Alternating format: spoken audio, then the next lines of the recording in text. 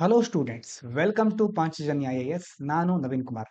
ಇವತ್ತಿನ ದ ಹಿಂದೂ ಪತ್ರಿಕೆಯ ವಿಶ್ಲೇಷಣೆಗೆ ನಿಮಗೆಲ್ಲರಿಗೂ ಸ್ವಾಗತ. ಎಲ್ಲ ಮುಖ್ಯ ವಿಷಯಗಳನ್ನ ನೋಡ್ತಾ ಹೋಗೋಣ. ಮೊದಲನೇದು, China ties beware conciliation without deterrence. Bharat ಮತ್ತೆ ಚೀನಾದ ನಡುವಿನ ಸಂಬಂಧದ ಬಗ್ಗೆ ಕೆಲವೊಂದು ಅಂಶಗಳನ್ನ ಇಲ್ಲಿ ಕೊಟ್ಟಿದ್ದಾರೆ. India's approach to China. India wants better relations with China. Bharat ಚೀನಾದ ಜೊತೆ ಒಳ್ಳೆ ಸಂಬಂಧಗಳನ್ನ ಮುಂದುವರ್ಸ್ಕೊಂಡು ಹೋಗ್ಲಿಕ್ಕೆ ಬಯಸ್ತಾ ಇದೆ. But China often takes advantage of India's goodwill. ಆದ್ರೆ ಭಾರತದ ಸೌಹಾರ್ದತೆಯನ್ನ, ಈ ಅವಕಾಶವನ್ನ ಚೀನಾ ಏನ್ ಮಾಡ್ತಾ ಇದೆ, ದುರುದ್ದೇಶಗಳಿಗೆ ಬಳಸ್ಕೊಳ್ತಾ ಇದೆ. In 2020 China attacked Indian troops despite ongoing talks. ಅಂದ್ರೆ 2020ರಲ್ಲಿ ಭಾರತ ಮತ್ತೆ ಚೀನಾ ನಡುವೆ ಮಾತುಕತೆ ನಡೀತಾನೆ ಇತ್ತು, ಶಾಂತಿಗೆ ಸಂಬಂಧಪಟ್ಟ ಹಾಗೆ. ಮಾತುಕತೆ ನಡೆಯುತ್ತಿದ್ದ ಸಂದರ್ಭದಲ್ಲೇ ಚೀನಾ ಏನ್ ಮಾಡುತ್ತೆ, ಭಾರತದ ಸೇನೆಯ ಮೇಲೆ ದಾಳಿ ಮಾಡುತ್ತೆ. ಅಂದ್ರೆ ಚೀನಾವನ್ನ ನಾವು ನಂಬ್ಕೊಳ್ಳಿಕ್ಕೆ ಆಗೋದಿಲ್ಲ.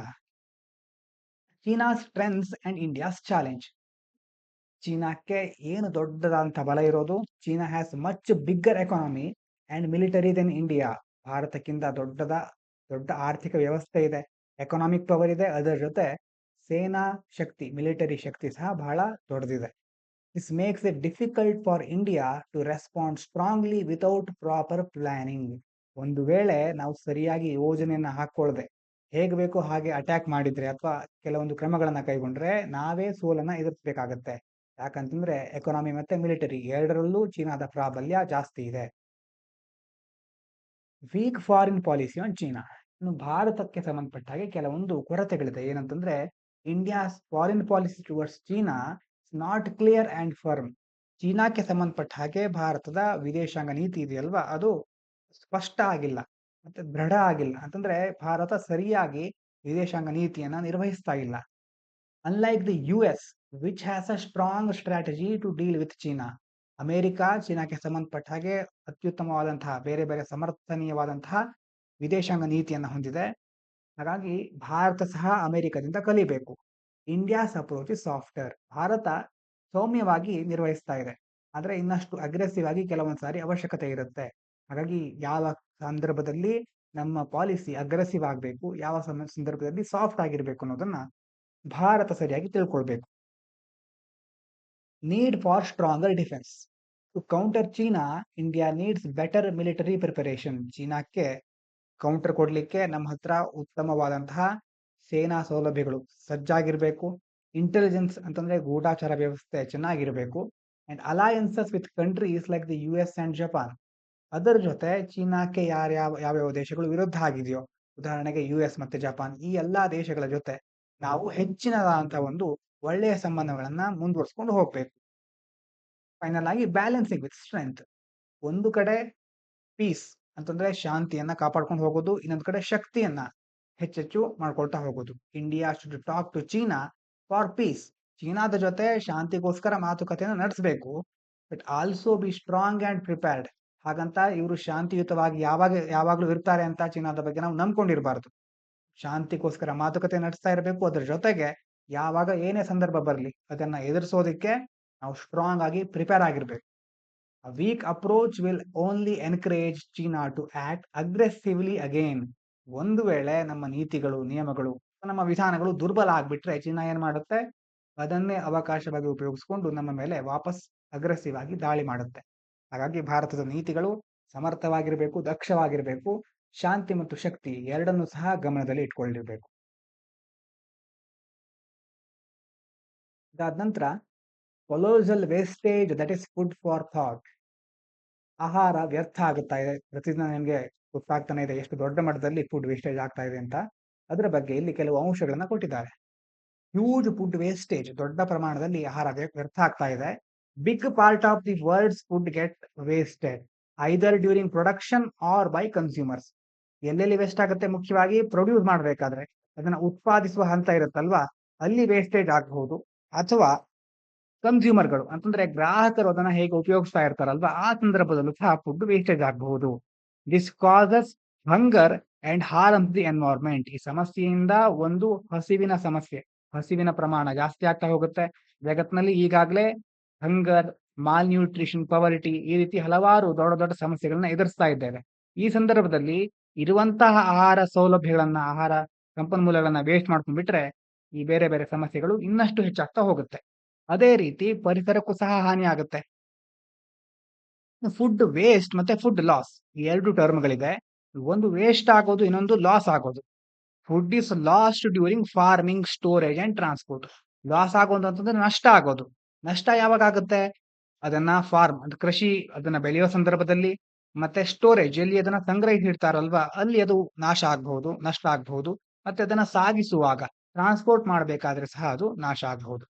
While waste happens when people throw away edible food. ಯಾವಾಗ ಮನುಷ್ಯರು ಅಂದ್ರೆ ನಾವು ಏನ್ ಮಾಡ್ತೇವೆ, ಆ ತಿನ್ಲಿಕ್ಕೆ ಯೋಗ್ಯವಾದಂತ ಆಹಾರವನ್ನು ಸಹ ಎಸಿತೀವೋ ಆಗ ಅದು ವೇಸ್ಟ್ ಅಂತ ಕರೆಸ್ಕೊಳ್ಳುತ್ತೆ. Both are serious problems. ಎರಡೂ ಸಹ ಬಹಳ ಮುಖ್ಯವಾದ ಸಮಸ್ಯೆಗಳು. ಇಂದು ಜಗತ್ತು ಎದುರಿಸ್ತಾ ಇರುವ ಸಮಸ್ಯೆಗಳಲ್ಲಿ ಇದು ಸಹ ಬಹಳ ಮುಖ್ಯ ಆಗಿದೆ. ಎನ್ವೈರ್ಮೆಂಟಲ್ ಇಂಪ್ಯಾಕ್ಟ್, ಪರಿಸರದ ಮೇಲೆ ಏನೇನು ಪರಿಣಾಮಗಳನ್ನ ಇದು ಬೀರ್ತಾ ಇದೆ. Wasting food also waste water. Food ಅನ್ನ ತಯಾರು ಮಾಡ್ಲಿಕ್ಕೆ ಬಹಳ ನೀರು ಬೇಕಾಗಿರುತ್ತೆ. ಮತ್ತೆ ಆ ಒಂದು ಪ್ರದೇಶ ಎಲ್ಲಿ ಅದನ್ನ ಎಸಿತಾರೋ ಆ ಪ್ರದೇಶ ಸಹ ವೇಸ್ಟ್ ಆಗ್ಬಿಡುತ್ತೆ. ಎನರ್ಜಿ, ಇಡೀ ಪ್ರೊಸೆಸ್ ನಲ್ಲಿ ಶಕ್ತಿಯ ಬಳಕೆ ತುಂಬಾ ದೊಡ್ಡ ಮಟ್ಟದಲ್ಲಿ ಇರುತ್ತೆ. ಹಾಗಾಗಿ ವಾಟರ್, ಲ್ಯಾಂಡ್, ಎನರ್ಜಿ ಇವೆಲ್ಲವೂ ಸಹ ವೇಸ್ಟ್ ಆಗ್ತಾನೆ ಹೋಗುತ್ತೆ. It increases pollution and adds to climate change. ಇದರಿಂದ ಪೊಲ್ಯೂಷನ್, ಕಲುಷಿತತೆ ವಾತಾವರಣದಲ್ಲಿ ಬೇರೆ ಬೇರೆ ಮಾಲಿನ್ಯ ಸಹ ಜಾಸ್ತಿ ಆಗ್ತಾ ಹೋಗುತ್ತೆ. ಕ್ಲೈಮೇಟ್ ಚೇಂಜ್ಗೆ ಇನ್ನಷ್ಟು ದೊಡ್ಡ ಕೊಡುಗೆನ ನೀಡುತ್ತೆ. ರೀಸನ್ಸ್ ಫಾರ್ ವೇಸ್ಟೇಜ್, ಹಾಗಾದ್ರೆ ಯಾಕೆ ಫುಡ್ ವೇಸ್ಟೇಜ್ ಆಗ್ತಾ ಇದೆ? ಮೊದಲನೇದು ಪುವರ್ ಸ್ಟೋರೇಜ್, ಸರಿಯಾದಂತಹ ಸಂಗ್ರಹಣಾ ವ್ಯವಸ್ಥೆಗಳು ಇರೋದಿಲ್ಲ. ಬ್ಯಾಡ್ ಪ್ಲಾನಿಂಗ್ ಅಂತಂದ್ರೆ ಒಂದು ಕಾರ್ಯಕ್ರಮ ನಡೆಸ್ತಿದ್ದಾರೆ ಅಂತ ಇಟ್ಕೊಳ್ಳಿ. ಆ ಕಾರ್ಯಕ್ರಮ ನಡೆಸ್ತಾ ಇರಬೇಕಾದ್ರೆ ಎಷ್ಟು ಜನರು ಬರ್ತಾರೆ, ಮತ್ತೆ ಆ ಒಂದು ನಿರೀಕ್ಷೆ ಇರುತ್ತಲ್ವಾ, ನಿರೀಕ್ಷೆಗಿಂತಲೂ ಹೆಚ್ಚು ಜನರಿಗೆ ಅವರು ಆಹಾರನ ತಯಾರಿಸ್ತಾರೆ. ಇದು ಸಾಮಾನ್ಯ. ಹಾಗಾಗಿ ಹೆಚ್ಚಾಗಿರುವ ಆಹಾರವನ್ನ ಅವರು ಯಾವುದೋ ಒಂದು ಅವಶ್ಯಕತೆ ಇರುವ ಕಡೆ ಕಳಿಸೋ ಬದಲು ಅದನ್ನ ಎಸೆಬಿಡ್ತಾರೆ ಎಷ್ಟೋ ಸಾರಿ. ಹಾಗಾಗಿ ಪ್ಲಾನಿಂಗ್ ಎಲ್ಲ ಮಾಡ್ಕೊಳ್ಬೇಕಾದ್ರೂ ಸಹ ನಾವು ಸೋಲ್ತಾ ಇದ್ದೇವೆ. ಕೇವಲ ಮನೆಗಳ ಸಂದರ್ಭ ಅಲ್ಲ, ಈಗ ಸರ್ಕಾರವೂ ಸಹ ಎಷ್ಟು ಮಟ್ಟದ ಆಹಾರ ಬೇಕಾಗಿರುತ್ತೆ, ಪಡಿತರ ವ್ಯವಸ್ಥೆ ಅಂತ ಹೇಳ್ತೇವೆ. ಯಾವ ರೀತಿ ನಾವು ಅದನ್ನ ಪೂರೈಸಬೇಕು, ಇದು ಮೈಕ್ರೋ ಲೆವೆಲ್ ಮತ್ತೆ ಮ್ಯಾಕ್ರೋ ಲೆವೆಲ್ ಎರಡೂ ಹಂತದಲ್ಲೂ ಈ ಒಂದು ಸಮಸ್ಯೆ ಇದೆ. ಪ್ಲಾನಿಂಗ್ ಸರಿಯಾಗಿ ಮಾಡ್ಕೊಳ್ತಾ ಇಲ್ಲ. And lack of awareness make the problem worse. ಅಂತಂದ್ರೆ ಫುಡ್ ಅನ್ನ ಹೇಗೆ ಉಪಯೋಗಿಸ್ಕೊಳ್ಬೇಕು, ಹೆಚ್ಚಾದ ಆಹಾರವನ್ನ ಎಲ್ಲಿ ಸೇರಿಸಬೇಕು, ಯಾವ ರೀತಿ ಯಾರಿಗೆ ಅದರ ಸಹಾಯ ಅವಶ್ಯಕತೆ ಇದೆ ಅನ್ನೋದ್ರ ಬಗ್ಗೆ ಮಾಹಿತಿ ಇರೋದಿಲ್ಲ, ಜಾಗೃತಿ ಇರೋದಿಲ್ಲ. ಹಾಗಾಗಿ ಇದರಿಂದ ಸಮಸ್ಯೆ ಇನ್ನಷ್ಟು ಜಾಸ್ತಿ ಆಗ್ತಾ ಹೋಗ್ತಾ ಇದೆ. Weather changes and extreme climate events also reduce food availability. ಅದೇ ರೀತಿ ಹವಾಮಾನ ಚೇಂಜ್ ಆಗ್ತಾ ಇದೆ. Extreme climate events, drought, flood ಅಂತ ಹೇಳ್ತೀವಲ್ವಾ, ಅತಿವೃಷ್ಟಿ, ಅನಾವೃಷ್ಟಿ, ಇಂತಹ ಸಮಸ್ಯೆಗಳಿಂದಲೂ ಏನಾಗ್ತಾ ಇದೆ, ಫುಡ್ ಅವೈಲಬಿಲಿಟಿ, ಆಹಾರದ ಒಂದು ಲಭ್ಯತೆ ಕಡಿಮೆ ಆಗ್ತಾ ಹೋಗ್ತಾ ಇದೆ. ಇನ್ನು ಏನು ಸೊಲ್ಯೂಷನ್ ಇದಕ್ಕೆ? Governments, business and people must work together. ಸರ್ಕಾರ, ಉದ್ಯಮಗಳು ಮತ್ತೆ ನಾವು ಸಾರ್ವಜನಿಕರು ಎಲ್ಲ ಒಟ್ಟಾಗಿ ಸೇರಿ ಕೆಲಸ ಮಾಡಬೇಕು. ಯಾವುದಕ್ಕೋಸ್ಕರ ಅಂತಂದ್ರೆ ಟು ರೆಡ್ಯೂಸ್ ಫುಡ್ ವೇಸ್ಟ್. ಮೊದಲು ಆಹಾರದ ವೇಸ್ಟೇಜ್ ಆಗೋದನ್ನ ಕಡಿಮೆ ಮಾಡಬೇಕು. ಇಂಪ್ರೂವ್ ಸ್ಟೋರೇಜ್, ಆಹಾರವನ್ನ ಸಂಗ್ರಹಿಸುವ ವ್ಯವಸ್ಥೆಗಳನ್ನ ಇನ್ನಷ್ಟು ಇಂಪ್ರೂವ್ ಮಾಡಬೇಕು. And support fair distribution to feed more people. ನ್ಯಾಯಯುತವಾದ ವಿತರಣೆ, ಯಾರಿಗೆ ಫುಡ್ಡಿನ ಅವಶ್ಯಕತೆ ಇದೆಯೋ ಅವರಿಗೆ ಅದು ಸಿಗಬೇಕು. ಹಾಗಾದಾಗ ಮಾತ್ರ ಹಸಿವು, ಅಪೌಷ್ಟಿಕತೆ ಈ ರೀತಿಯ ಸಮಸ್ಯೆಗಳನ್ನ ನಿವಾರಿಸಿಕೊಳ್ಳಿಕ್ಕೆ ಸಾಧ್ಯ ಆಗುತ್ತೆ. ಹೆಚ್ಚು ಜನರಿಗೆ, ಅವಶ್ಯಕತೆ ಇರುವವರಿಗೆ ಆಹಾರ ಸರಿಯಾಗಿ ಸಿಗುತ್ತೆ. ಇಷ್ಟು ಈ ಆರ್ಟಿಕಲ್ ಇಂದ ನಾವು ತಿಳ್ಕೋಬೇಕಾದಂತ ಅಂಶಗಳು. ಈ ಕಡೆ ಟ್ರುತ್ ಅಂಡ್ ಟ್ರಾನ್ಸ್ಪರೆನ್ಸಿ ಅಂತ ಒಂದು ಆರ್ಟಿಕಲ್ ಇದೆ. ಕೆಲವು ದಿನಗಳಿಂದ ಒಂದು ಕೇಸ್ ನಡೀತಾ ಇದೆ. Inquiry into a judge case. Chief justice of India has ordered an inquiry into a fire incident at a judge's residence to ensure transparent and accountability. Transparency ಮತ್ತೆ ಅಕೌಂಟಬಿಲಿಟಿಯನ್ನ ಜಾಸ್ತಿ ಮಾಡ್ಲಿಕ್ಕೆ ಏನ್ ಮಾಡ್ತಾ ಇದ್ದಾರೆ ಅಂತಂದ್ರೆ, ಒಬ್ಬ ನ್ಯಾಯಾಧೀಶರ ನಿವಾಸದಲ್ಲಿ, ಅವರ ಮನೆಯಲ್ಲಿ ಒಂದು ಅಗ್ನಿ ಅವಘಡ ಸಂಭವಿಸುತ್ತೆ. ಅದಕ್ಕೆ ಸಂಬಂಧಪಟ್ಟ ಹಾಗೆ ವಿಚಾರಣೆ ನಡೀತಾ ಇದೆ. ಆ ವಿಚಾರಣೆಯಲ್ಲಿ ಪಾರದರ್ಶಕತೆ ಮತ್ತೆ ಹೊಣೆಗಾರಿಕೆಯನ್ನು ಖಚಿತಪಡಿಸಿಕೊಳ್ಳಿಕ್ಕೆ ಭಾರತದ ಮುಖ್ಯ ನ್ಯಾಯಾಧೀಶರು, ಚೀಫ್ ಜಸ್ಟಿಸ್ ಮಾಡಿದ್ದಾರೆ, ತನಿಖೆಗೆ ಆದೇಶವನ್ನ ಕೊಟ್ಟಿದ್ದಾರೆ. Investigation by senior judges. ಈ ಇನ್ವೆಸ್ಟಿಗೇಷನ್ ಮಾಡ್ತಾ ಇರೋರು ಯಾರು? ಸೀನಿಯರ್ ಜಡ್ಜಸ್ಗಳು, ಹಿರಿಯ ನ್ಯಾಯಾಧೀಶರು. Inquiry will be conducted by senior judges from different high courts. ಬೇರೆ ಬೇರೆ ಹೈಕೋರ್ಟ್ಗಳ ಮುಖ್ಯ ನ್ಯಾಯಾಧೀಶರು ಅಥವಾ ಅಲ್ಲಿರುವಂತಹ ಜಡ್ಜಸ್ಗಳು. Find out the truth behind the incident. ಈ ಘಟನೆಯ ಹಿಂದೆ ಯಾಕೆ ಅಲ್ಲಿ ಬೆಂಕಿ ಅವಘಡ ಸಂಭವಿಸಿತು ಅನ್ನೋದ್ರ ಬಗ್ಗೆ ಇವರು ಆ ವಿಚಾರಣೆಯನ್ನ ಮಾಡ್ತಾ ಇದ್ದಾರೆ. ಇನ್ನು ಡೌಟ್ಸ್ ಅಬೌಟ್ ದಿ ಫೈರ್, ಕೆಲವೊಂದು ಅನುಮಾನಗಳಿದೆ. ಯಾಕೆಂತಂದ್ರೆ there are concerns that fire may have been a setup frame the judge by placing cash in the burned area. ಸಮಸ್ಯೆ ಏನಾಗಿರುತ್ತೆ ಅಂತಂದ್ರೆ, ಅಗ್ನಿ ಅವಘಡ ಸಂಭವಿಸಿದೆಯಲ್ವಾ, ಆ ಒಂದು ಕ್ಷೇತ್ರದಲ್ಲಿ, ಆ ಪ್ರದೇಶದಲ್ಲಿ ಸುಟ್ಟು ಹೋಗಿರುವಂತಹ ನೋಟುಗಳು, ಬೇರೆ ಬೇರೆ ಹಣ ಅಲ್ಲಿ ಕಂಡು ಬಂದಿದೆ. ಹಾಗಾಗಿ ಇದರಿಂದ ಏನ್ ಅನ್ಸುತ್ತೆ, ಇವರು ಬಹಳ ಕಪ್ಪು ಹಣವನ್ನ ಸಂಗ್ರಹಿಸಿ ಇಟ್ಟಿದ್ರು. ಈಗ ಅದನ್ನ ಮ್ಯಾನೇಜ್ ಮಾಡ್ಲಿಕ್ಕೆ ಆಗ್ತಾ ಇಲ್ಲ. ಹಾಗಾಗಿ ಅದನ್ನ ಸುಟ್ಟು ಬಿಟ್ಟಿದ್ದಾರೆ ಅನ್ನುವಂತಹ ಒಂದು ಅನುಮಾನ ಬರ್ತಾ ಇದೆ. ಇದ್ರ ಜೊತೆ ಇನ್ನೊಂದು ಟೀಮ್ ಅಥವಾ ಇನ್ನೊಂದು ಜಡ್ಜಸ್ ಪರ ಇರೋರು ಏನ್ ಹೇಳ್ತಾರೆ, ಬೇಕೆಂದ್ಲೇ ದುರುದ್ದೇಶ ಇಟ್ಕೊಂಡು ಈ ರೀತಿ ಅವಘಡವನ್ನ ಮಾಡಿದ್ದಾರೆ, ಸುಮ್ನೆ ಬೇರೆಯವರು ಅಲ್ಲಿ ಹಣವನ್ನ ಸೇರಿಸಿದ್ದಾರೆ ಅಂತ ಅವರ ವಾದ. ಹಾಗಾಗಿ ಈ ಫೈರ್ ಯಾಕೆ ಆಯಿತು, ಯಾಕೆ ಒಂದು ಅಗ್ನಿ ಅವಘಡ ಸಂಭವಿಸಿತು ಅನ್ನೋದ್ರ ಬಗ್ಗೆ ಅನುಮಾನಗಳಿದೆ. ಇನ್ನು need for a proper investigation. Police investigation could have been better to find the real cause of the fire and avoid any unfair accusation. ಮೊದಲೇ ಹೇಳಿದ್ವಲ್ವಾ, ಇದನ್ನ ತನಿಖೆ ಮಾಡ್ತಾ ಇರೋರು ಬೇರೆ ಬೇರೆ ಹೈಕೋರ್ಟ್ಗಳ ಜಡ್ಜಸ್ಗಳು. ಪೊಲೀಸ್ಗೆ ಇದರ ತನಿಖೆಯ ಒಂದು ವಿಚಾರಣೆಯನ್ನ, ಆ ಒಂದು ಜವಾಬ್ದಾರಿಯನ್ನ ವಹಿಸಿಲ್ಲ. ಯಾಕಂತಂದ್ರೆ ಜಡ್ಜಸ್ಗಳಿಗೆ ಸಂಬಂಧಪಟ್ಟ ಹಾಗೆ ಅವರ ಮೇಲೆ FIR ಅನ್ನ ಹಾಕ್ಬೇಕಾದ್ರೆ, ಅಂತಂದ್ರೆ ಈ ಹೈಕೋರ್ಟ್ ಮುಖ್ಯ ನ್ಯಾಯಾಧೀಶಗಳು ಇರ್ತಾರಲ್ವಾ, ಅಥವಾ ಬೇರೆ ಬೇರೆ ನ್ಯಾಯಾಧೀಶರು, ದೊಡ್ಡ ಮಟ್ಟದ ಕೋರ್ಟ್ಗಳ ನ್ಯಾಯಾಧೀಶರ ವಿರುದ್ಧ FIR ಹಾಕ್ಬೇಕು ಅಂತಾದ್ರೆ ಅದಕ್ಕೆ CJI ಅವರ ಅನುಮತಿ ಬೇಕಾಗುತ್ತೆ. ಚೀಫ್ ಜಸ್ಟಿಸ್ ಆಫ್ ಇಂಡಿಯಾ ಅವರ ಒಂದು ಅನುಮತಿ ತೆಗೆದುಕೊಂಡು ಆಮೇಲೆ ಮುಂದುವರಿಬೇಕಾಗುತ್ತೆ. ಹೀಗಾಗಿ ಬಹಳ ಪ್ರೊಸೆಸ್ಗಳಿರುತ್ತೆ. ಅದರ ಬದಲು ಈಗ ಅವ್ರೇನ್ ಮಾಡ್ತಾ ಇದ್ದಾರೆ, ಕೋರ್ಟ್‌ನವರು ತಮ್ಮದೇ ಆದ ಒಂದು ಇಂಟರ್ನಲ್ ಕಮಿಟಿ ತರ ಮಾಡ್ಕೊಂಡು ಜಡ್ಜಸ್‌ಗಳ ಇನ್ವೆಸ್ಟಿಗೇಷನ್ ಮಾಡ್ತಾ ಇದ್ದಾರೆ. ಇದನ್ನ ಪೊಲೀಸಿಗೆ ವಹಿಸಿದ್ರೆ ಇನ್ನೂ ಚೆನ್ನಾಗಿ ತನಿಖೆ ನಡೆಬಹುದಿತ್ತು ಅಂತ ಈ ಆರ್ಟಿಕಲ್ ಅಲ್ಲಿ ಹೇಳ್ತಾ ಇದ್ದಾರೆ. Lesson on transparency. ಹೀಗಾಗಿ the judiciary must not only ensure fairness in this case, but also set an example for future incidents by improving accountability and transparency. ಈ ಕೇಸನ್ನ ಹೇಗೆ ಹ್ಯಾಂಡಲ್ ಮಾಡ್ತಾರೆ ಅನ್ನೋದ್ರ ಮೇಲೆ ಮುಂದಿನ ದಿನಗಳಲ್ಲಿ ಕೋರ್ಟ್, ನಮ್ಮ ನ್ಯಾಯ ವ್ಯವಸ್ಥೆ ಇದೆಯಲ್ವಾ, ಇದು ಒಂದು ಮಾದರಿಯನ್ನ ಜನರ ಮುಂದಿಡ್ಲಿಕ್ಕೆ ಸಾಧ್ಯ ಇದೆ. ಅಂತಂದ್ರೆ ಜಡ್ಜಸ್‌ಗಳ ವಿರುದ್ಧನೇ ಕೇಸ್ ಇದ್ರು ಸಹ ಕೋರ್ಟ್ ಎಷ್ಟು ಚೆನ್ನಾಗಿ ಅದನ್ನ ಹ್ಯಾಂಡಲ್ ಮಾಡ್ತು ಅನ್ನೋದನ್ನ ಪ್ರೂವ್ ಮಾಡಿಕೊಳ್ಳಿಕ್ಕೆ ಇದೊಂದು ಅವಕಾಶ. ಹಾಗಾಗಿ ಮುಂದಿನ ದಿನಗಳಲ್ಲಿ ಇಂಥ ಕೇಸ್ಗಳು ಬಂದಾಗ ಈ ರೀತಿಯ ಒಂದು ವ್ಯವಸ್ಥೆಗಳ ಮೂಲಕ ಅಥವಾ ಈ ಒಂದು ವಿಚಾರಣೆಗಳ ಮೂಲಕ ನಮಗೆ ಒಂದು ಮಾರ್ಗದರ್ಶನ ಸಿಗಬಹುದು ಅಂತ ಆರ್ಟಿಕಲ್ಗಳಲ್ಲಿ ಹೇಳ್ತಾ ಇದ್ದಾರೆ, ಈ ಆರ್ಟಿಕಲ್ ಅಲ್ಲಿ. ಇದಾದ ನಂತರ lessons not learn. Trump's move to shut department of education is irresponsible.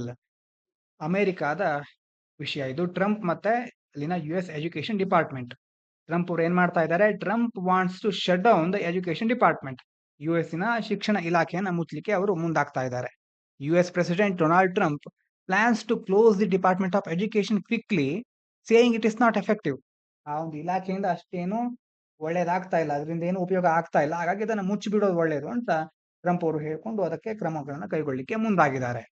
Department of education helps disadvantage students. ಆ ಒಂದು ಇಲಾಖೆಯಿಂದ ಎಷ್ಟೋ ಜನ ಹಿಂದುಳಿದವರಿಗೆ provides loans for college students, ಅಂತಂದ್ರೆ ಕಾಲೇಜ್ ವಿದ್ಯಾರ್ಥಿಗಳಿಗೆ ಸಹ ಸಾಲದ ಸಹಕಾರವನ್ನು ಕೊಡ್ತಾ ಇತ್ತು. Support for low income families, ಕಡಿಮೆ ಆದಾಯ ಇರುತ್ತಲ್ವ ಅಂತಹ ಕುಟುಂಬಗಳಿಗೆ ಸಹ ಸಹಾಯ ಸಿಗ್ತಾ ಇತ್ತು. ಅಂಡ್ ಚಿಲ್ಡ್ರನ್ ವಿತ್ ಡಿಸಬಿಲಿಟೀಸ್, ವಿಶೇಷ ಚೇತನ ಮಕ್ಕಳಿಗೆ ಸಹ, ಆ ಒಂದು ಬೇರೆ ಬೇರೆ ದೋಷಗಳನ್ನು ಹೊಂದಿರುವಂತಹ ಮಕ್ಕಳಿಗೂ ಸಹ ಆ ಒಂದು ಇಲಾಖೆ ಸಹಾಯವನ್ನ ಮಾಡ್ತಾ ಇತ್ತು. ಮೇಕಿಂಗ್ ಎಜುಕೇಶನ್ ಮೋರ್ ಆಕ್ಸೆಸಿಬಲ್, ಈ ಮೂಲಕ ಬಹಳ ಜನರಿಗೆ ಶಿಕ್ಷಣದ ಸೌಲಭ್ಯ ದೊರೆಯಲಿಕ್ಕೆ ಸಾಧ್ಯ ಆಗ್ತಾ ಇತ್ತು. ಟ್ರಂಪ್ ಅವರು ಹೇಳೋದೇನು ಅಂತಂದ್ರೆ, government spending versus results. White house ಅಂತಂದ್ರೆ ಆ ಒಂದು ಮುಖ್ಯ ಟ್ರಂಪ್ ಅವರ ನಿವಾಸ, ಅದೇನು, it argues that despite spending over 3 trillion, ಅಂತಂದ್ರೆ ಸುಮಾರು $3 ಟ್ರಿಲಿಯನ್ ನಿಮ್ಮ ಮೇಲೆ ಸ್ಪೆಂಡ್ ಮಾಡ್ತಾ ಇದ್ದೇವೆ, ಸ್ಟೂಡೆಂಟ್ ಪರ್ಫಾರ್ಮೆನ್ಸ್ ಸ್ಟಿಲ್ ಪುವರ್. ಇಷ್ಟು ಸ್ಪೆಂಡಿಂಗ್ ಅನ್ನ ಮಾಡಿದ್ರು ಯಾವುದೇ ಒಳ್ಳೆಯ ಫಲಿತಾಂಶಗಳು ಬರ್ತಾ ಇಲ್ಲ. Questioning whether the DOE is worth of the cost, ಅಂತಂದ್ರೆ ಇಷ್ಟು ಹಣ ಹೂಡಿಕೆಗೆ ನೀವು ಯೋಗ್ಯ ಆಗಿದ್ದೀರಾ, ನಿಮ್ಮ ಇಲಾಖೆ ಯೋಗ್ಯ ಆಗಿದೆಯಾ, ಹಾಗಾಗಿ ಏನು ಉಪಯೋಗ ಆಗ್ತಾ ಇಲ್ಲ ಅಂತ ಟ್ರಂಪ್ ಅವರ ವಾದ. Cutting the DOE hurts vulnerable students. ಈ ಕ್ರಮಗಳಿಂದ ಏನಾಗುತ್ತೆ, removing federal support could make it harder for struggling students to escape poverty through education. ಎಷ್ಟೋ ಮನೆಗಳಲ್ಲಿ ಭಾರತದ ರೀತಿಯಲ್ಲಿ ಅಲ್ಲೂ ಸಹ ಬಡವರು ಇರ್ತಾರೆ, ಅಲ್ಲೂ ಸಹ ಶಿಕ್ಷಣವನ್ನ ಪಡ್ಕೊಳ್ಳಿಕ್ಕೆ ಕಷ್ಟಪಡೋರು ಇರ್ತಾರೆ. ಶಿಕ್ಷಣ ಪಡ್ಕೊಂಡು ಒಳ್ಳೆಯ ಉದ್ಯೋಗವನ್ನ ಗಳಿಸಿ ಆಮೇಲೆ ತಮ್ಮ ಇಡೀ ಹಿಂದಿನಿಂದ ಬಂದಿರುವಂತಹ ಬಡತನವನ್ನ ನಿವಾರಿಸಿಕೊಳ್ಳಿಕ್ಕೆ ಕಾಯ್ತಾ ಇರ್ತಾರೆ. ಅವರಿಗೆ ಸ್ಟಾರ್ಟಿಂಗ್ ನಲ್ಲೇ ಒಳ್ಳೆ ಶಿಕ್ಷಣಕ್ಕೆ ಅವಕಾಶ ಸಿಗದೆ ಹೋದ್ರೆ ಎಷ್ಟೋ ಜನಾಂಗಗಳ ಕಾಲ ಬಂದಿರುವಂತಹ ಬಡತನ ಹಾಗೆ ಮುಂದುವರಿಯುತ್ತೆ. ಈ DOE ಅಂತ ಡಿಪಾರ್ಟ್ಮೆಂಟ್ ಆಫ್ ಎಜುಕೇಶನ್ ನ ಮುಚ್ಚೋದ್ರಿಂದ ಎಲ್ಲ ಒಂದು ಸಮುದಾಯಗಳಿಗೆ ಕಷ್ಟ ಆಗುತ್ತೆ. Debate on educational reform. Critics say the focus should be on improving and strengthening education, not shutting down the department without proper plan.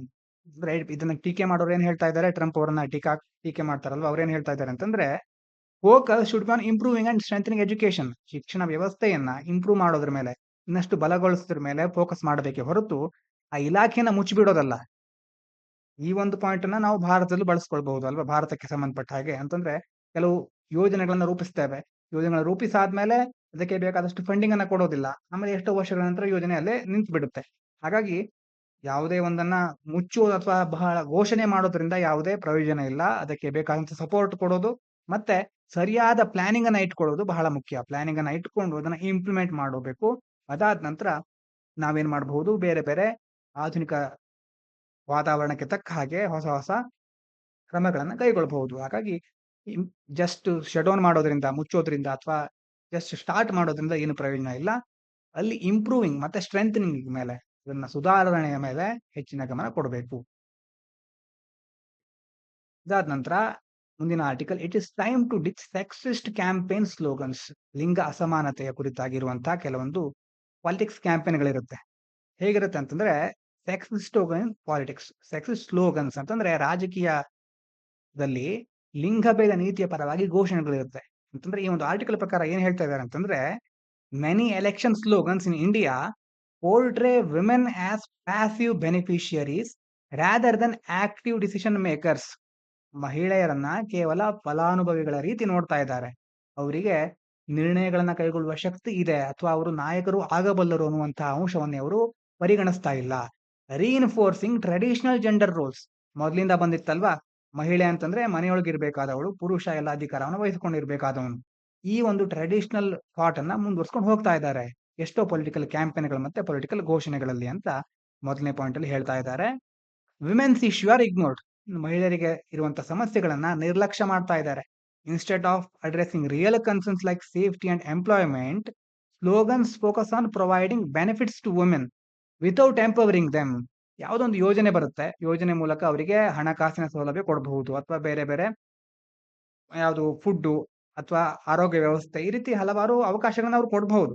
ಆದ್ರೆ ಮುಖ್ಯವಾಗಿ ಆಗ್ಬೇಕಾಗಿರೋದೇನು, ಸೇಫ್ಟಿ ಮತ್ತೆ ಎಂಪ್ಲಾಯ್ಮೆಂಟ್. ಅವರಿಗೆ ಸುರಕ್ಷತೆ ಇರಬೇಕು ಮತ್ತೆ ಉದ್ಯೋಗಗಳನ್ನ ದೊರಕಿಸಿಕೊಡ್ಬೇಕು. ಬೆನಿಫಿಟ್ಸ್ ಗಳನ್ನ ಕೊಟ್ರೆ ಸಾಕಾಗೋದಿಲ್ಲ, ಎಂಪವರ್ ಆಗ್ಬೇಕು. ಅಂತಂದ್ರೆ ಮಹಿಳೆಯರ ಸಬಲೀಕರಣಕ್ಕೆ ಹೆಚ್ಚಿನ ಮಹತ್ವ ಕೊಡಬೇಕು. Old gender stereotypes continue. Political campaigns often describe women as caregivers or ಹೌಸ್ ವೈಫ್ಸ್. ಮೊದಲಿಂದ ಏನು ಒಂದು ಥಾಟ್ ಬಂದಿದೆ, ಮಹಿಳೆಯರು ಅಂತಂದ್ರೆ ಅವರು ಆರೈಕೆ ಮಾಡ್ಕೊಳ್ತಾ ಇರೋರು. ಒಂದು ಮಹಿಳೆ ಬೇರೆ ಎಲ್ಲರನ್ನ ಆರೈಕೆ ಮಾಡ್ತಾ ಇರಬೇಕು ಮನೆಯಲ್ಲೇ, ಅಥವಾ ಗೃಹಿಣಿಯಾಗಿ ಇಡೀ ಮನೆಯ ಜವಾಬ್ದಾರಿಯನ್ನು ತೆಗೆದುಕೊಳ್ಬೇಕು. Rather than recognising the role in leadership and decision making. ಅಂತಂದ್ರೆ ಯಾವುದೇ ಒಂದು ನಾಯಕತ್ವಕ್ಕೆ ಸಂಬಂಧಪಟ್ಟ ಹಾಗೆ ಅಥವಾ ಮುಖ್ಯವಾದ ನಿರ್ಣಯಗಳನ್ನ ಕೈಗೊಳ್ಳಿಕ್ಕೆ ಮಹಿಳೆಯನ್ನ ಅವರು ಪರಿಗಣಿಸೋದಿಲ್ಲ. ಈ ಒಂದು ಪೂರ್ವಾಗ್ರಹ ಇದೆಯಲ್ವಾ, ಇದು ಮತ್ತೆ ಮುಂದುವರಿತಾನೆ ಇದೆ. ಸ್ಮಿಯರ್ ಕ್ಯಾಂಪೇನ್ ಅಗೇನ್ಸ್ಟ್ ವಿಮೆನ್ ಅಂತಂದ್ರೆ, female candidates and leaders often face personal attacks on their appearance, lifestyle and family choices. ಆ ಮಹಿಳೆಯರ ವಿರುದ್ಧ ಕೆಲವೊಂದು ಅಪಹಾಸ್ಯ ಮಾಡ್ತಾ ಇರ್ತಾರೆ. ಅಂತಂದ್ರೆ ಈಗ ನೋಡಿ, ಯಾವ್ದೊಂದು ಮಹಿಳೆ ಇದಾನಂತಂದ್ರೆ ಅವರ ರೂಪ ಹೇಗಿದೆ ಮತ್ತೆ ಅವರ ಜೀವನ ಶೈಲಿ ಯಾವ ರೀತಿ ಇದೆ, ಅವರ ಫ್ಯಾಮಿಲಿ ಚಾಯ್ಸಸ್, ಅವರ ವೈಯಕ್ತಿಕ ವಿಷಯದ ಕುರಿತಾಗಿ ಹೆಚ್ಚು ಚರ್ಚೆಗಳನ್ನ ಮಾಡ್ತಾರೆ ಹೊರತು ಅವರು ಯಾವ ರೀತಿ ಬೇರೆ ಬೇರೆ ಸಾಧನೆಗಳನ್ನ ಮಾಡಿದ್ರು, ಯಾವ ರೀತಿ ನಿರ್ಣಯಗಳನ್ನ ಕೈಗೊಳ್ಳುವ ಶಕ್ತಿಯನ್ನ ಹೊಂದಿದ್ದಾರೆ, ನಾಯಕತ್ವವನ್ನು ಹೇಗೆ ನಿರ್ವಹಿಸ್ತಾರೆ ಅನ್ನೋದ್ರ ಬಗ್ಗೆ ಜನ ಚರ್ಚೆ ಮಾಡೋದೇ ಇಲ್ಲ. Need for change. ಹಾಗಾಗಿ ಏನಾಗಬೇಕು, political slogan should promote gender equality. ಲಿಂಗ ಸಮಾನತೆಯನ್ನ ನಾವು ಪ್ರಮೋಟ್ ಮಾಡಬೇಕು ಪೊಲಿಟಿಕಲ್ ಸ್ಲೋಗನ್ಗಳಲ್ಲಿ. By recognising women as independent voters and leaders. ಮಹಿಳೆಯರು ಸ್ವತಂತ್ರವಾಗಿ ಅವರೇ ಒಂದು ಲೀಡರ್ಗಳಾಗಬಹುದು ಮತ್ತೆ ಅವರು ಸಹ ಬಹಳ ಮುಖ್ಯವಾದ ಮತದಾರರು ಅಂತ ನಾವು ರೆಕಾಗ್ನೈಸ್ ಮಾಡಬೇಕು. Not just as recipients of welfare schemes. ಯಾವುದೊಂದು ಯೋಜನೆಗಳ ಫಲಾನುಭವಿಗಳು ಅವರು ಅಂತ ಹೇಳೋದ್ರ ಬದಲು ಎಲ್ಲಾ ಕ್ಷೇತ್ರಗಳಲ್ಲಿ ಅವರ ಮಹತ್ವವನ್ನು ಗುರುತಿಸಬೇಕು. ಇದಾದ ನಂತರ ಇಲ್ಲಿ ನೋಡಿ, as ice frozen for millennial thoughts, Kashmir wakes up to new risk. ಇಲ್ಲಿ ಫರ್ಮಾ ಫ್ರಾಸ್ಟ್ ಅಂತ ಒಂದು ಟರ್ಮ್ ಬಂದಿದೆ. Permafrost is melting in Kashmir Himalayas. ಅಂದ್ರೆ ಇಲ್ಲಿ ಕೊಟ್ಟಿರೋದು ಫರ್ಮಾ ಫ್ರಾಸ್ಟ್ ಅಂತಂದ್ರೆ ಹೆಪ್ಪುಗಟ್ಟಿದ ಮಂಜುಗಡ್ಡೆ ಅಥವಾ ನೆಲಕ್ಕೆ, ಮಣ್ಣಿಗೆ ಅಥವಾ ಬೇರೆ ಬೇರೆ ಮಂಜುಗಡ್ಡೆಗೂ ಸಹ ಹೇಳ್ತಾರೆ ಫರ್ಮಾ ಫ್ರಾಸ್ಟ್ ಅಂತ. ಮುಖ್ಯವಾಗಿ ಇಲ್ಲಿ ಹಿಮಾಲಯನ್ ರೀಜನ್ಗಳಲ್ಲಿ ಆಗ್ತಾ ಇರೋದು ಮಣ್ಣು ಅಂತಂದ್ರೆ ಮಣ್ಣಿನ ಒಳಗೆ ಕೆಳಗಡೆ ಭೂಮಿಯಲ್ಲಿ ಮಂಜುಗಡ್ಡೆ ಹೆಪ್ಪುಗಟ್ಟಿಬಿಟ್ಟಿರುತ್ತೆ. Study found that melting permafrost could impact roads, homes, lakes and hydro power projects in the region. Permafrost ಕರಗ್ತಾ ಇರೋದ್ರಿಂದ ಆ ಪ್ರದೇಶದ ರಸ್ತೆಗಳಿಗೆ ಮನೆಗಳ ಮೇಲೆ, ಸರೋವರ ಮತ್ತೆ ಜಲವಿದ್ಯುತ್ ಯೋಜನೆಗಳ ಮೇಲೆ ಬೇರೆ ಬೇರೆ ಪರಿಣಾಮಗಳು ಉಂಟಾಗಬಹುದು ಅಂತ ಒಂದು ಸ್ಟಡಿ ಹೇಳ್ತಾ ಇದೆ. ಹಾಗಾದ್ರೆ ಏನು ಪರ್ಮಾಫ್ರಾಸ್ಟ್ ಅಂತಂದ್ರೆ? It is ground, soil, rock or ice. ಅಲ್ಲಿ ಮಣ್ಣು ಇರಬಹುದು, ಕಲ್ಲಿರಬಹುದು ಅಥವಾ ಮಂಜುಗಡ್ಡೆ ಇರಬಹುದು.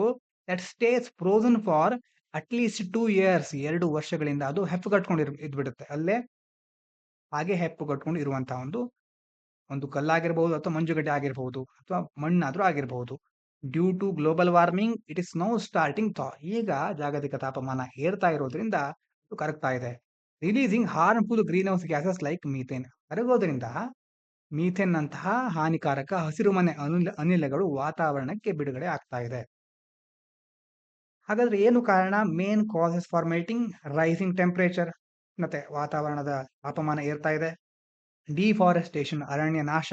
ಕನ್ಸ್ಟ್ರಕ್ಷನ್ ಅಂತಂದ್ರೆ ಬೇರೆ ಬೇರೆ ನಿರ್ಮಾಣ ಕಾರ್ಯಗಳನ್ನ ಜಾಸ್ತಿ ಮಾಡ್ತಾ ಇದ್ದಾರೆ.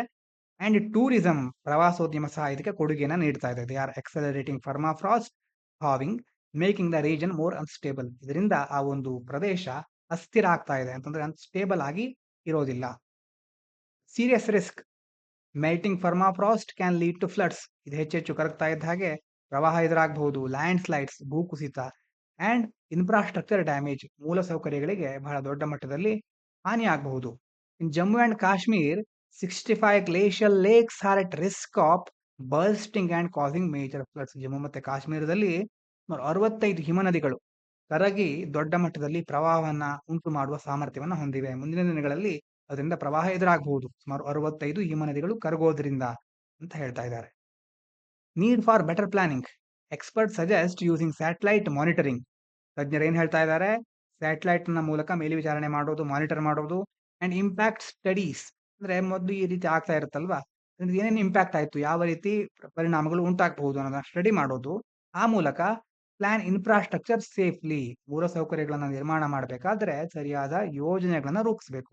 And protect the environment from further damage. ಇದರಿಂದ ಮುಂದಿನ ದಿನಗಳಲ್ಲಿ ಪರಿಸರಕ್ಕೆ, ಆ ಪ್ರದೇಶಕ್ಕೆ ಯಾವುದೇ ಹಾನಿ ಎದುರಾಗದೇ ಇರೋ ತರ ನೋಡ್ಕೊಳ್ಬೇಕು.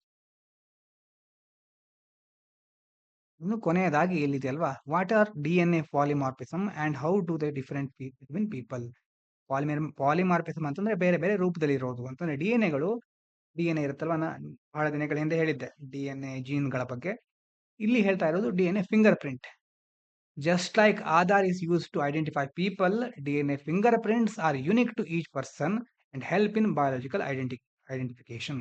ನಮ್ಗೆ ಹೇಗೆ ಪ್ರತಿಯೊಬ್ಬರಿಗೂ ಬೇರೆ ಬೇರೆ ಆಧಾರ್ ಇರುತ್ತೋ ಅದೇ ರೀತಿ ಪ್ರತಿಯೊಬ್ಬರಿಗೂ ವಿಶಿಷ್ಟವಾಗಿರುವಂತಹ DNA ಫಿಂಗರ್ ಪ್ರಿಂಟ್ ಇರುತ್ತೆ.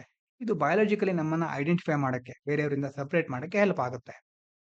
DNA ಅಂಡ್ ಇನ್ಹೆರಿಟೆನ್ಸ್, ಇದರ ಬಗ್ಗೆ ನಿಮಗೆ ಗೊತ್ತು. ಸೈನ್ಸ್ ಅಂಡ್ ಟೆಕ್ನಾಲಜಿ ಕಲಿಬೇಕಾದ್ರೆ ನೀವು ಇನ್ನಷ್ಟು ವಿವರವಾಗಿ ಇದನ್ನ ನೋಡ್ತೀರಿ. Every person gets 23 DNA molecules from their father, 23 from their mother. ತಾಯಿಯಿಂದ ತಂದೆಯಿಂದ 23 DNA ಮಾಲಿಕ್ಯೂಲ್ಗಳು ಬರುತ್ತೆ. Making total of 46. ಟೋಟಲ್ 46 ಆಗುತ್ತೆ. 46 DNA ಮಾಲಿಕ್ಯೂಲ್ಗಳಿರುತ್ತೆ. These DNA differences help trace ancestry. ಈ ಒಂದು DNA ಡಿಫರೆನ್ಸ್ ಇಂದಾಗಿ ಆನ್ಸೆಸ್ಟ್ರಿ, ನಮ್ಮ ಪೂರ್ವಜರನ್ನ, ನಮ್ಮ ಹಿಂದಿನವರನ್ನ ಅಥವಾ ನಮಗೆ ಅವರಿಗೆ ಇರುವಂತಹ ಸಂಬಂಧಗಳನ್ನ ಪತ್ತೆ ಹಚ್ಚಲಿಕ್ಕೆ ಸಾಧ್ಯ ಆಗುತ್ತೆ. ಇನ್ನೊಂದು ಟರ್ಮ್ ಏನಿದೆ, STR, ಶಾರ್ಟ್ ಟ್ಯಾಂಡೆಮ್ ರಿಪೀಟ್ಸ್. ಇದೇನಂತಂದ್ರೆ some parts of DNA have repeating sequences. ಆ DNA ಅಲ್ಲೇ ಕೆಲವೊಂದು ಭಾಗಗಳು ರಿಪೀಟ್ ಆಗ್ತಾ ಇರುತ್ತೆ. ಕಾಲ್ಡ್ STR, ರಿಪೀಟ್ ಆಗುವಂತ part, short tandem repeats. Since STR patterns vary from person to person. ಈ ಒಂದು ಪ್ಯಾಟರ್ನ್ ಇದೆಯಲ್ವಾ, ಇದು ಒಂದು ವ್ಯಕ್ತಿಯಿಂದ ಇನ್ನೊಂದು ವ್ಯಕ್ತಿಗೆ ತುಂಬಾ ಚೇಂಜ್ ಆಗಿರುತ್ತೆ, ಬದಲಾಗಿರುತ್ತೆ. ಅದರಲ್ಲಿ ವೇರಿ ಇರುತ್ತೆ, ವೆರೈಟಿ ಆಗಿರುವಂತ ಪ್ಯಾಟರ್ನ್ಗಳಿರುತ್ತೆ. They help in identification. ಇದನ್ನ ಇಟ್ಕೊಂಡು ಅವರು ಐಡೆಂಟಿಫೈ ಮಾಡ್ಲಿಕ್ಕೆ ಸಾಧ್ಯ ಆಗುತ್ತೆ. ಬೇರೆ ಬೇರೆ ನೀವು ಕ್ರಿಮಿನಲ್ ಕೇಸ್ಗಳಲ್ಲಿ ಇದನ್ನ ಕೇಳಿರಬಹುದು. ಹಾಗಾಗಿ ಅಂತ ಒಂದು ಸಂದರ್ಭದಲ್ಲಿ ಇದನ್ನ ಕನ್ಸಿಡರ್ ಮಾಡ್ತಾರೆ.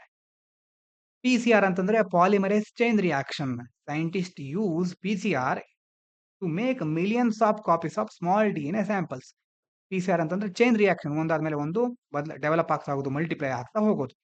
PCR ಟೆಕ್ನಿಕ್ ನ ಮೂಲಕ ಸೈಂಟಿಸ್ಟ್ಗಳು ಚಿಕ್ಕ DNA ಸ್ಯಾಂಪಲ್ ಇದ್ರೂ ಸಹ ಅದನ್ನ ಮಲ್ಟಿಪ್ಲೈ ಮಾಡಿ ಮಿಲಿಯನ್ಸ್ ಆಫ್ ಕಾಪೀಸ್, ಸುಮಾರು ಲಕ್ಷಗಟ್ಟಲೆ, 10 ಲಕ್ಷ ಅದಕ್ಕಿಂತ ಹೆಚ್ಚು ಕಾಪೀಸ್ಗಳನ್ನ ಕ್ರಿಯೇಟ್ ಮಾಡಬಹುದು ಅವರು. Making it easier to study DNA even from tiny traces. ಚಿಕ್ಕ DNA ಇದ್ರೂ ಸಹ ನಾವು PCR ಮೂಲಕ ದೊಡ್ಡ ಮಟ್ಟದಲ್ಲಿ ಅದನ್ನು ಸ್ಟಡಿ ಮಾಡಬಹುದು, ಈಸಿಯಾಗಿ ಸ್ಟಡಿ ಮಾಡಬಹುದು. Uses of DNA finger printing. DNA finger printing ಯಾಕೆ ಯೂಸ್ ಮಾಡ್ತಾರೆ? ಹೆಲ್ಪ್ ಐಡೆಂಟಿಫೈ ಕ್ರಿಮಿನಲ್ಗಳನ್ನ ಐಡೆಂಟಿಫೈ ಮಾಡೋದಕ್ಕೆ. ಕನ್ಫರ್ಮ್ ಫ್ಯಾಮಿಲಿ ರಿಲೇಶನ್ಶಿಪ್ಸ್, ಕುಟುಂಬದಲ್ಲಿ ಯಾರ್ಯಾರಿಗೆ ಹೇಗೆ ರಿಲೇಶನ್ಶಿಪ್ ಇದೆ ಮತ್ತೆ ನಿಜವಾಗ್ಲೂ ರಿಲೇಶನ್‌ಶಿಪ್ ಇದೆಯಾ? ಅದು ಅಥವಾ ತಂದೆ ಮಕ್ಕಳ, ತಂದೆ ತಾಯಿ ಮತ್ತೆ ಮಗುವಿನ ಸಂಬಂಧದಲ್ಲಿ ನಿಜವಾಗ್ಲೂ ಏನಾದ್ರೂ ದೋಷಗಳಿದೆಯಾ? ಅಥವಾ ಹೀಗೆ ಹಲವಾರು ರೀತಿಯ ಉದ್ದೇಶಗಳಿಗೆ ಇದನ್ನ ಬಳಸ್ತಾರೆ. ಸಾಲ್ವ್ ಓಲ್ಡ್ ಕ್ರೈಮ್ ಕೇಸಸ್, ಹಿಂದಿನ ಹಲವಾರು ರೀತಿಯ ಕ್ರೈಮ್ ಕೇಸ್‌ಗಳನ್ನ ಸಾಲ್ವ್ ಮಾಡ್ಲಿಕ್ಕೆ and even help in organ donation matches. ಒಂದು ವ್ಯಕ್ತಿಯಿಂದ ಇನ್ನೊಂದು ವ್ಯಕ್ತಿಗೆ ಕೆಲವೊಂದು ಅಂಗಗಳನ್ನ ಟ್ರಾನ್ಸ್‌ಫರ್ ಮಾಡ್ತಾರಲ್ವಾ? ಟ್ರಾನ್ಸ್‌ಫರ್ ಮಾಡ್ಬೇಕಾದ್ರೆ ಆ ಹೊಸದಾಗಿ ಸೇರ್ತಾ ಇರೋ ವ್ಯಕ್ತಿಗೆ, ಈ ತಗೊಳ್ತಾ ಇರೋ ವ್ಯಕ್ತಿಯ ದೇಹ ಅದನ್ನ ಸ್ವೀಕರಿಸುತ್ತಾ ಅನ್ನೋದನ್ನ ಖಚಿತಪಡಿಸ್ಕೊಳ್ಳಿಕ್ಕೆ ಸಹ ಈ ಒಂದು ಡಿಎನ್ಎ ಇಂದ ಹೆಲ್ಪ್ ಆಗುತ್ತೆ. ಡಿಎನ್ಎ ಫಿಂಗರ್ ಪ್ರಿಂಟ್ ಅನ್ನ ಯೂಸ್ ಮಾಡಬಹುದು ಆ ಸಂದರ್ಭದಲ್ಲಿ. ಇಷ್ಟು ಮುಖ್ಯವಾದಂತಹ ಆರ್ಟಿಕಲ್‌ಗಳು. ನೆಕ್ಸ್ಟ್ ವೊಕ್ಯಾಬ್ಯುಲರಿ ನೋಡೋದಾದ್ರೆ, the ailing old man was struggling to parent. Ailing ಅಂತಂದ್ರೆ ಅನಾರೋಗ್ಯ ಪೀಡಿತವಾದಂತಹ, ಅನ್ವೆಲ್, ಸಿಕ್ ಅಂತಂದ್ರೆ ಆರೋಗ್ಯ ಸರಿ ಇಲ್ಲದೆ ಇರುವಂತಹ ಒಬ್ಬ ವಯಸ್ಸಾದವರು ಸ್ಟ್ರಗ್ಲಿಂಗ್ ಟು ಪೇರೆಂಟ್, ಬಾಡಿಗೆಯನ್ನ ತುಂಬಲಿಕ್ಕೆ ಆಗ್ತಾ ಇರಲಿಲ್ಲ. And the landlord decided to evict them. ಆ ಒಂದು ಮನೆಯ ಮಾಲೀಕ ಅಥವಾ ಒಂದು ಜಾಗದ ಮಾಲೀಕ ಏನ್ ಮಾಡ್ತಾ ಇದ್ದ, ಅವರನ್ನ ಹೊರಗಾಗ್ಲಿಕ್ಕೆ ಮುಂದಾಗ್ತಾ ಇದ್ದ. ಅವ್ರನ್ನ ಹೊರಗಾಕ್ಬೇಕು ಅಂತ ಡಿಸೈಡ್ ಮಾಡ್ದ. Situation felt like a strangle in his life. ಆ ಒಂದು ವಯಸ್ಸಾದ ವ್ಯಕ್ತಿಯ ಜೀವನದಲ್ಲಿ ಇದೊಂಥರ ಸ್ಟ್ರ್ಯಾಂಗಲ್ ಅಂತಂದ್ರೆ ತನ್ನ ಜೀವನ ಮುಗ್ದೇ ಹೋಯ್ತು, ಸಪ್ರೆಸ್ ಮಾಡೋ ರೀತಿ, ಅವರ ಜೀವನ ದಮನ ಆಗೋಯ್ತು ಅನ್ನೋ ರೀತಿ ಅವರಿಗೆ ಅನಿಸ್ತಾ ಇತ್ತು. ಲೀವಿಂಗ್ ಹಿಮ್ ಎಲ್ ಹೆಲ್ಪ್ಲೆಸ್ ಅಂತಂದ್ರೆ ಅವರು ಅಸಹಾಯಕರಾಗ್ಬಿಟ್ರು. Thankfully legal arbitration. ಆರ್ಬಿಟ್ರೇಷನ್ ಅಂತಂದ್ರೆ ಮಧ್ಯಸ್ಥಿಕೆ ಅಥವಾ ಯಾವುದೇ ಒಂದು ಲೀಗಲ್ ಕಾನೂನುಗಳಿರುತ್ತಲ್ವಾ, ಕಾನೂನಿನ ಮಧ್ಯಸ್ಥಿಕೆ, ಯಾವುದೋ ಲಾಯರ್ ಬಂದು ನೆಗೋಷಿಯೇಟ್ ಮಾಡೋದು. ಈ ಕಾನೂನಿನಿಂದಾಗಿ ಅವರಿಗೆ ಏನಾಯ್ತು, ಹೆಲ್ಪ್ ರಿಸಾಲ್ವ್ ದಿ ಇಶ್ಯೂ. ಕಾನೂನಿನ ಸಹಾಯದಿಂದ, ಕಾನೂನಿನ ಮಧ್ಯಸ್ಥಿಕೆಯಿಂದ ಅವರಿಗೆ ಆ ಸಮಸ್ಯೆ ನಿವಾರಣೆ ಆಗಲಿಕ್ಕೆ ಹೆಲ್ಪ್ ಆಯಿತು. Allowing him to stay in snug. Snug ಅಂತಂದ್ರೆ ಏನು? ಕಾಸಿ, ವಾರ್ಮ್ ಅಥವಾ ಕಂಫರ್ಟೇಬಲ್, ಆರಾಮದಾಯಕವಾಗಿ, ಸುಲಭವಾಗಿ ಆ ಒಂದು little house provided by charity, ಒಂದು ಚಾರಿಟಿಯ ಮೂಲಕ ಕೊಟ್ಟಂತಹ ಒಂದು ಹೌಸ್ನಲ್ಲಿ ಅವರು ಆರಾಮಾಗಿ ಇರಲಿಕ್ಕೆ ಸಾಧ್ಯ ಆಯಿತು. ಇನ್ನು ನಿನ್ನೆಯ question, community of people called Manganiyars is well known for their. ಇದಕ್ಕೆ answer B, musical tradition in north west India. ಇವತ್ತಿನ question, Kalamkari painting refers to hand painted cotton textile in south India, handmade drawing on bamboo handicrafts in Northeast India, block painted woolen cloth in the western Himalayan region of India, hand painted decorative silk cloth in northwestern India. ಇದಕ್ಕೆ ಉತ್ತರವನ್ನು ತಿಳ್ಕೊಂಡು comment ಮಾಡಿ. Mains question ಇವತ್ತಿದು, food wastage is not just an economic issue but also an environmental and ethical concern. Discuss the key causes of food wastage and suggest effective measures to tackle this problem in India. Food ವೇಸ್ಟೇಜ್ಗೆ ಸಂಬಂಧಪಟ್ಟ ಹಾಗೆ ಒಂದು article ಅನ್ನು discuss ಮಾಡಿದ್ದೇವೆ. ಇದಕ್ಕೆ ಆನ್ಸರ್ನ ಕೇವಲ ಆ article ಇಂದ ಮಾತ್ರ ಅಲ್ಲ, ನೀವು ಬೇರೆ ಬೇರೆ ಕಡೆಗಳಿಂದ ಸಹ ನೀವು ಬರೀಬಹುದು ನಿಮ್ಮ ಕ್ರಿಯೇಟಿವಿಟಿಗೆ ತಕ್ಕ ಹಾಗೆ. ಈಗಂತೂ ಡೀಪ್ ಸೀಕ್ ಇದೆ, ಚಾಟ್ ಜಿಪಿಟಿ ಇದೆ, ಅದನ್ನ ಸರಿಯಾಗಿ ಉಪಯೋಗಿಸ್ಕೊಳ್ಳೋದ್ರ ಮೂಲಕ ನಿಮಗೆ ಹಲವಾರು ಅಂಶಗಳು ಸಿಗುತ್ತೆ. ಹಾಗಾಗಿ ಕೇವಲ ಕಾಪಿ ಮಾಡೋದಲ್ಲ, ಅಲ್ಲಿ ಕೊಟ್ಟಿರುವ ಅಂಶಗಳನ್ನ ಒಂದ್ಸಾರಿ ಓದಿ. Just read those points given by ChatGPT or DeepSeek, then think on your own ಅಂತ ನೀವೇ ಒಂದು ಯೋಚನೆ ಮಾಡಿ ಯಾವ ರೀತಿ ನೀವು ಬರೀಬಹುದು ಅನ್ನೋದನ್ನ ನಿಮ್ಮದೇ ಒಂದು ಶೈಲಿಯಲ್ಲಿ ಬರೀರಿ. ಆ ಮೂಲಕ ಮೇನ್ಸ್ ಆನ್ಸರ್ ರೈಟಿಂಗ್ ಅನ್ನ ಪ್ರಾಕ್ಟೀಸ್ ಮಾಡಿ. ಥಿಂಕ್ ಮಾಡ್ಲಿಕ್ಕೆ ಒಂದು ಕ್ವಶನ್ ಇದೆ. In today society there is often excessive focus on personal lives of celebrities rather than their professional achievements. ಒಂದು ಸೆಲೆಬ್ರಿಟಿಗಳು, ಫಿಲ್ಮ್ ಸ್ಟಾರ್ಗಳು ಇರ್ತಾರೆ. ನಾವೇನ್ ಮಾಡ್ತಾ ಇದ್ದೇವೆ, ಅಥವಾ ಸಮಾಜ ಏನ್ ಮಾಡ್ತಾ ಇದೆ, ಇವರ ಪರ್ಸನಲ್ ಲೈಫ್ ಮೇಲೆ ಹೆಚ್ಚು ಫೋಕಸ್ ಮಾಡ್ತಾ ಇದೆ. ಪ್ರೊಫೆಷನಲ್ ಆಗಿ ಅವರು ತುಂಬಾ ಅಚೀವ್ಮೆಂಟ್ ಮಾಡಿದ್ರು ಸಹ ಅದನ್ನ ಬಿಟ್ಟು ಮುಖ್ಯವಾಗಿ ಅವರ ಪರ್ಸನಲ್ ಲೈಫ್ ಏನಾಗ್ತಾ ಇದೆ ಅಂತ ತುಂಬಾ ಹೆಚ್ಚು ಆಸಕ್ತಿನ ತೋರಿಸ್ತಾ ಇದೆ ಸಮಾಜ. Do you think this impact societal values and priorities? ಇದು ಸಮಾಜದ ಮೌಲ್ಯಗಳ ಮೇಲೆ ಮತ್ತೆ ಆದ್ಯತೆಗಳ ಮೇಲೆ ಪರಿಣಾಮ ಬೀರಬಹುದಾ? How should the media and the public balance admiration for talent with respect for privacy? ಮಾಧ್ಯಮಗಳು ಮತ್ತೆ ಸಮಾಜ ಅಥವಾ ಸಾರ್ವಜನಿಕರು ಹೇಗೆ ಅಡ್ಮಿರೇಷನ್ ಅಂತಂದ್ರೆ ಟ್ಯಾಲೆಂಟ್ಗೆ ಎನ್ಕರೇಜ್ ಮಾಡೋದು, ಅವರ ಒಂದು ಪ್ರೊಫೆಷನಲ್ ಅಚೀವ್ಮೆಂಟ್ ಅನ್ನ ಇನ್ನಷ್ಟು ಉತ್ತೇಜಿಸೋದು, ಅದಕ್ಕೆ ಮಹತ್ವ ಕೊಡೋದು, ಮತ್ತೆ ಅದೇ ರೀತಿ ಅವರ ಪ್ರೈವಸಿಗೆ ಸಹ ರೆಸ್ಪೆಕ್ಟ್ ಕೊಡೋದು, ಇದನ್ನ ಹೇಗೆ ನಾವು ಮಾಡಬಹುದು? ಇನ್ನೊಂದು ಅಂಶ ಏನಂತಂದ್ರೆ, ನಿಜವಾಗ್ಲೂ ನಾವು ಒಬ್ಬ ವ್ಯಕ್ತಿಯನ್ನ, ಯಾವುದೊಂದು ಸೆಲೆಬ್ರಿಟಿ ಇರಬಹುದು, ಆ ಸೆಲೆಬ್ರಿಟಿಯ ವೈಯಕ್ತಿಕ ಜೀವನ ಎಷ್ಟು ಮುಖ್ಯ ನಮಗೆ ಅಂತಂದ್ರೆ, ನಿಜವಾಗ್ಲೂ ವೈಯಕ್ತಿಕ ಜೀವನದಲ್ಲಿ ಏನೇನು ಆಗ್ತಾ ಇದೆ ಅನ್ನೋದು ನಮಗೆ ಮುಖ್ಯನಾ? ಎಷ್ಟೋ ಜನ ಅವರ ವೈಯಕ್ತಿಕ ಜೀವನದಿಂದ ಇನ್ಸ್ಪಿರೇಷನ್ ಪಡ್ಕೊಂಡಿರಬಹುದು. ಅದೇ ರೀತಿ ಅವರ ಕೆಟ್ಟ ಕರ್ಮಗಳಿಂದ ಅಥವಾ ಕೆಟ್ಟ ಕಾರ್ಯಗಳಿಂದ ಸಹ ಇನ್ಸ್ಪೈರ್ ಆಗಿ ಕೆಲವು ಚಟಗಳನ್ನ ಸಹ ಅಂಟಿಸ್ಕೊಂಡಿರಬಹುದು. ಹಾಗಾಗಿ ವೈಯಕ್ತಿಕ ಜೀವನ ಎಷ್ಟು ಮುಖ್ಯ ಆಗಿರುತ್ತೆ. ಸಮಾಜದ ಮುಖ್ಯ ವಿಭಾಗಗಳಿರೋರು ಸೆಲೆಬ್ರಿಟಿ ಅಂತ ಕರೆಸ್ಕೊಳ್ಳೋರು ಅವರ ವೈಯಕ್ತಿಕ ಜೀವನವನ್ನು ಹೇಗೆ ಇಟ್ಕೊಳ್ಬೇಕು, ಅಥವಾ ನಮಗೆ ಅದು ಮ್ಯಾಟರ್ ಆಗೋದಿಲ್ವಾ? ಜಸ್ಟ್ ಅವರ ಟ್ಯಾಲೆಂಟ್ ಅನ್ನ ಗುರುತಿಸಿ ಅದಕ್ಕೆ ಪ್ರೋತ್ಸಾಹ ಕೊಟ್ರೆ ಸಾಕ? ಇದರ ಬಗ್ಗೆ ನಿಮ್ಮ ಅಭಿಪ್ರಾಯ ಏನು? ಕಮೆಂಟ್ ಮಾಡಿದ್ರು ಒಳ್ಳೆಯದು ಅಥವಾ ಥಿಂಕ್ ಮಾಡಿದ್ರು ಒಳ್ಳೆಯದು. ಇವಿಷ್ಟು ಇವತ್ತಿನ ಮುಖ್ಯ ವಿಚಾರಗಳು. ಇಷ್ಟು ಹೊತ್ತಿನ ತನಕ ಕೇಳಿದ ಎಲ್ಲರಿಗೂ ಧನ್ಯವಾದಗಳು. ಇದು ಪಾಂಚಜನ್ಯ IAS.